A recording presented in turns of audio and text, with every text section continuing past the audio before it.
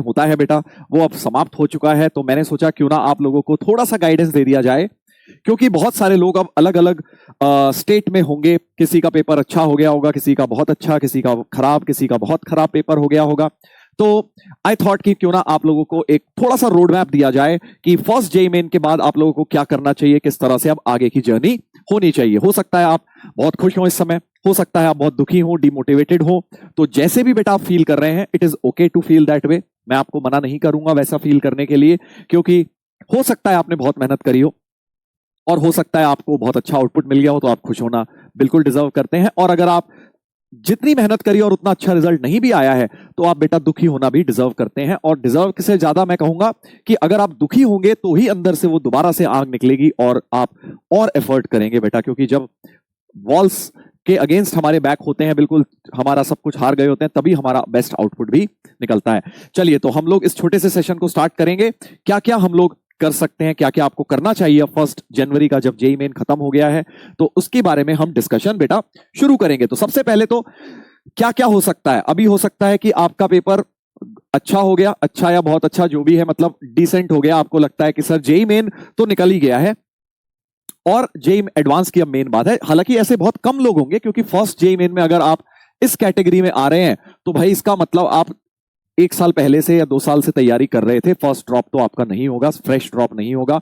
11th-12th में भी या तो आपने तैयारी करी होगी, तभी आपका फर्स्ट जेईई मेन अच्छा हो सकता है। देखो, ड्रॉप ईयर में ये बात मैं तुम्हें पहले भी बोलता था, लेक्चर्स जब अपने चल रहे थे, लाइव लेक्चर्स में भी मैं तुम्हें एक बात बोलता था कि बेटा अगर फर्स्ट जेईई मेन अच्छा ना भी हो तो घबराना नहीं है, ठीक है ना। अच्छा हो गया तो बहुत अच्छी बात है, वेरी नाइस बेटा। आप तो सीधे अब एडवांस के लिए लग जाइए, एडवांस स्पेसिफिक अपनी तैयारी पे लग जाइए। वरुण एडवांस्ड बैच जैसे हर साल आता है वो आएगा, उसमें आप अपना बढ़िया करके रिवीजन करिएगा। बट उससे पहले जब तक वो नहीं आ रहा है, इसका ये मतलब नहीं है कि टाइम वेस्ट कर रहे हैं। आप अपने ही जो बैकलॉग है, मॉड्यूल्स नहीं कर रखे, पीवाईक्यूज नहीं कर रखे, एडवांस की प्रॉब्लम सॉल्विंग कम करिए, तो वो सब करने पे आप लोग बेटा लग जाइए, राइट। अगर आपको लगता है कि सर आप हमें थोड़े एडवांस के असाइनमेंट्स दे दीजिए, तो मैं वो भी करने को रेडी हूं। आप कमेंट्स में बता देना, मैं पढ़ूंगा और मैं वहां पे चेक कर लूंगा, ठीक है। अगर आप कहोगे तो मैं वो दे दूंगा। अगर आपको लगता है कि सर हमें और क्वेश्चंस की नीड है एडवांस लेवल के प्रैक्टिस करने के लिए, तो वो मैं आपको दे दूंगा। नहीं तो वरुण में तो हम करेंगे ही, काफी सारी डिटेल में बातें करेंगे। अब बात कर लेते हैं मेजॉरिटी ऑफ स्टूडेंट्स की, जो इस समय यार अच्छा नहीं फील कर रहे होंगे।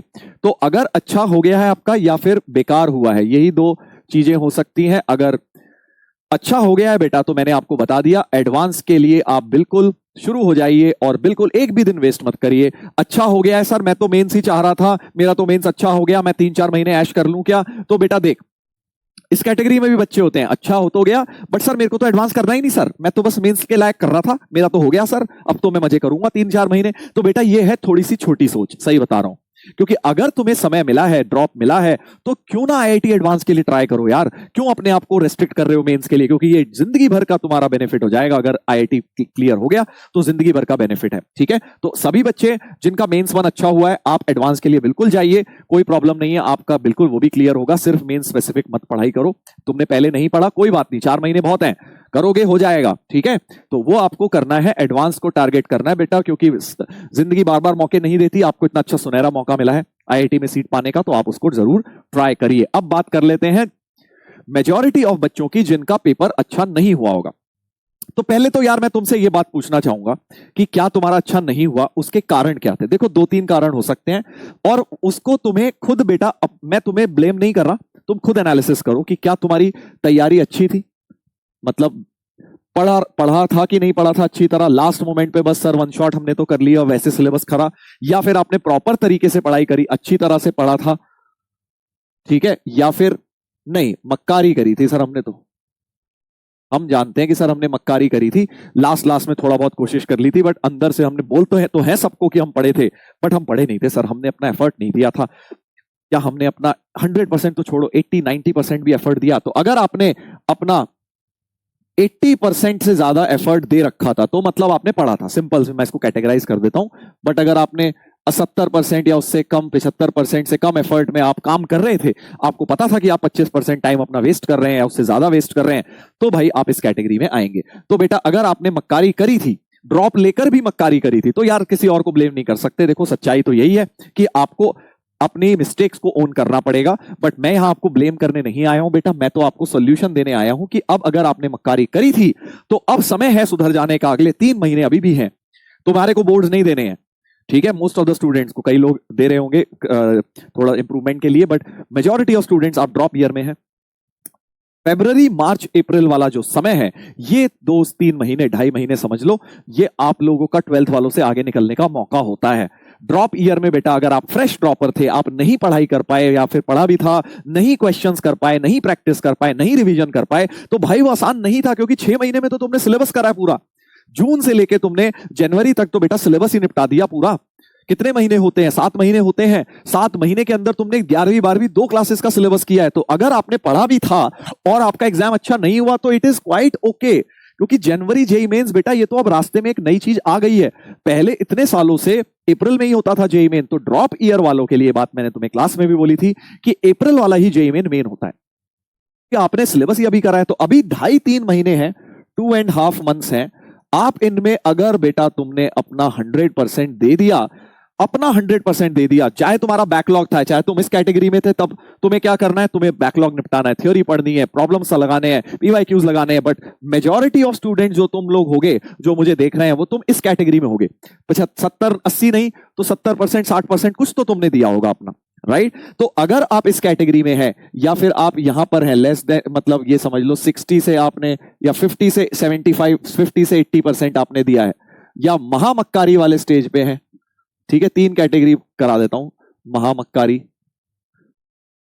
ये तो भैया कि 50% से भी सर हमने कमी अपना एफर्ट दिया है। तो बेटा आपको तो सीधा सीधा लेक्चर देखने हैं, कम से कम चैप्टर छोड़ने हैं, मेजॉरिटी ऑफ लेक्चर्स देखने हैं, उनके पीवाईक्यूज करने, सारा काम आपको तो बहुत एफर्ट लगेगा, कर सकते हो, अभी भी कोशिश करोगे हो जाएगा। बट इन 2 कैटेगरी में 2.5 महीने में भाई तुम्हें सिर्फ मेजरली प्रैक्टिस करनी है। जो थोड़ा बहुत बैकलॉग है उसे निपटाओ। कुछ बच्चे कोनिक सेक्शन छोड़ जाते हैं, कोई कॉम्प्लेक्स छोड़ जाता है, कोऑर्डिनेट छोड़ गया, कोई कुछ छोड़ गया, 11th का छोड़ गया, वो सब चैप्टर्स निपटाओ।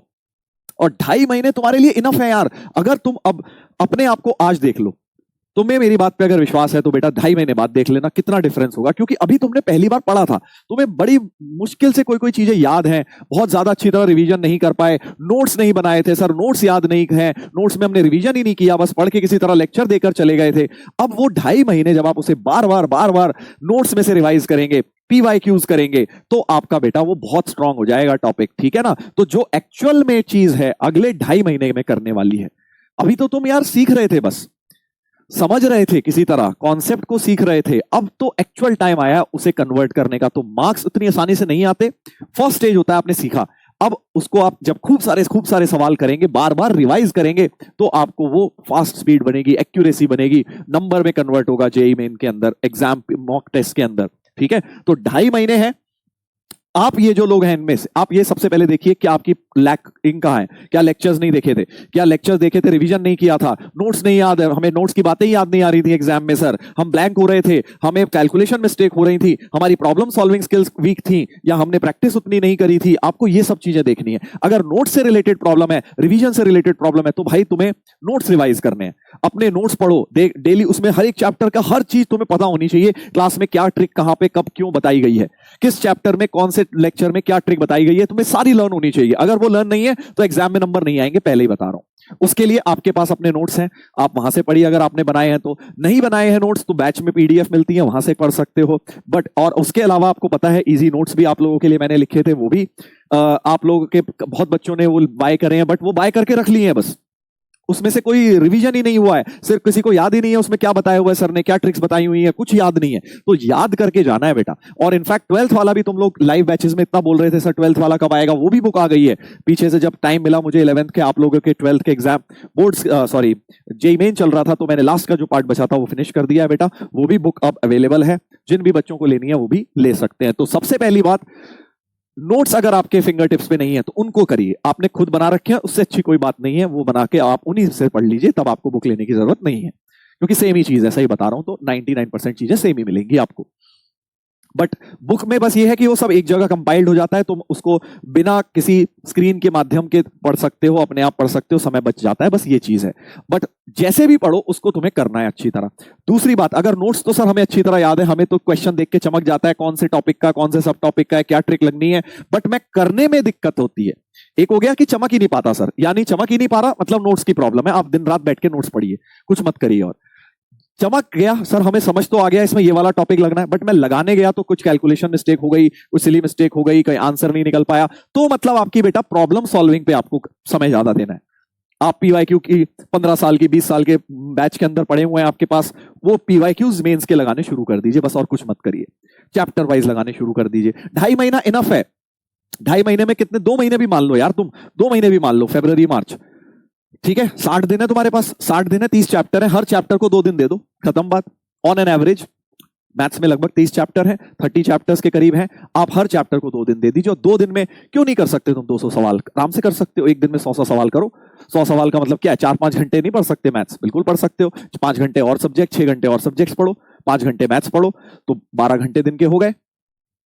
पढ़ने आओगे ना बेटा, एफर्ट करने आओगे, इतना करना पड़ेगा। देखो अब ये नहीं बोल सकते सर मैं 12 घंटे कैसे, पढ़ने वाले 15 घंटे पढ़ते हैं बेटा इस समय, क्योंकि तुम्हें और काम क्या है, ना स्कूल जाना है, ना स्कूल के प्रैक्टिकल, ना बोर्ड के प्रैक्टिकल, ना बोर्ड की फाइल्स, कुछ भी नहीं है ना बोर्ड्स देने हैं।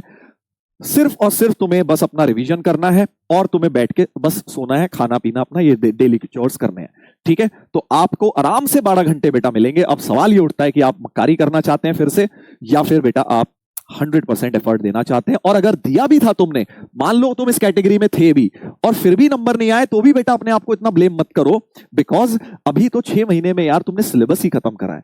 इट इज वेरी डिफिकल्ट कि 6 महीने में हम 2 साल का पढ़ भी लें और उसमें एग्जाम में नंबर में भी रिफ्लेक्ट हो जाए, वो नहीं होता। अभी 2.5 महीने और है, पिक्चर अभी बाकी है। एफर्ट करिए बेटा, और एफर्ट करिए, डीमोटिवेट होके बैठने का समय नहीं है, ये है और डबल एनर्जी निकाल।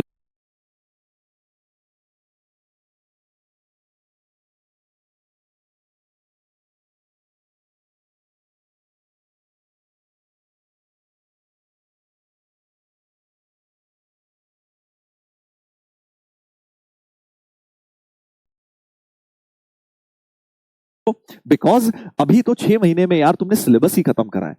इट इज वेरी डिफिकल्ट कि 6 महीने में हम 2 साल का पढ़ भी लें और उसमें एग्जाम में नंबर में भी रिफ्लेक्ट हो जाए, वो नहीं होता। अभी 2.5 महीने और है, पिक्चर अभी बाकी है।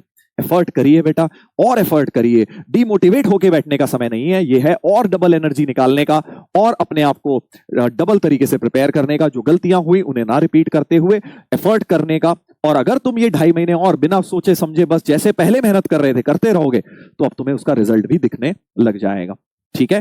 तो इस छोटी सी बात के साथ मैं ये वीडियो करता हूं समाप्त। दोनों तरह के बच्चों को मैंने समझा दिया है, जिनका अच्छा नहीं हुआ, जिन्होंने पढ़ाई करी और अच्छा नहीं हुआ, जिन्होंने थोड़ी बहुत पढ़ाई करी अच्छा नहीं हुआ, या बहुत ज्यादा मक्कारी करी और अच्छा नहीं हुआ, तीनों कैटेगरी में आपको क्या करना है बता दिया है। और जिनका अच्छा हो गया बेटा, आपको तो कुछ सोचना ही नहीं है।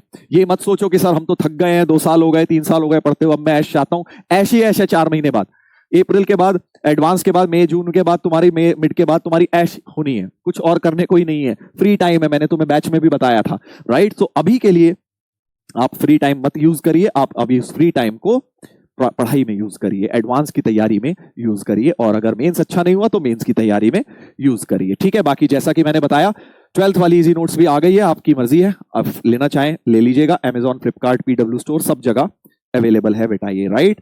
चलिए, तो इसके साथ आज का सेशन करते हैं समाप्त। तो इस वीडियो के थ्रू मैंने आप लोगों को एक रोड मैप देना चाहता था कि आप लोग क्या कर सकते हैं आगे फर्स्ट जेईई मेन के बाद, और साथ साथ क्योंकि आप सभी लोग बहुत दिनों से इंतजार भी कर रहे थे 12th वाली इजी बुक का, तो वो भी मैंने आप लोगों को इन्फॉर्मेशन दे दी है बेटा। तो उम्मीद करता हूं आपने इस वीडियो से कुछ टेक अवे लिया है और उसको इंप्लीमेंट करोगे। सबसे इंपॉर्टेंट बात है इंप्लीमेंट करोगे। ये नहीं सुन के सर मोटिवेट हो गया, बस 2-4 मिनट की खुशी, उसके बाद वही। क्या करने वाले हो, अपना एक्शन प्लान बिल्कुल मुझे बताओ, और आप कमेंट सेक्शन में लिखो, मैं पढ़ूंगा और फिर मैं आपको आगे भी इसी तरह के वीडियोस लाता रहूंगा, लाइव सेशन भी रखूंगा। मिलेंगे हम लोग, आगे बढ़ेंगे। और लेक्चर तो अपने समाप्त हो चुके हैं, बट जैसा कि आगे रिवीजन होगा या फिर वरुण एडवांस होगा, जो भी चीजें होंगी वो आपको हम अपडेटेड रखेंगे, और आप अपनी बेटा पढ़ाई को कंटिन्यू रखिए, ठीक है। चलिए, तो बहुत बहुत धन्यवाद, मिलते हैं बच्चों, and wishing you all the very best.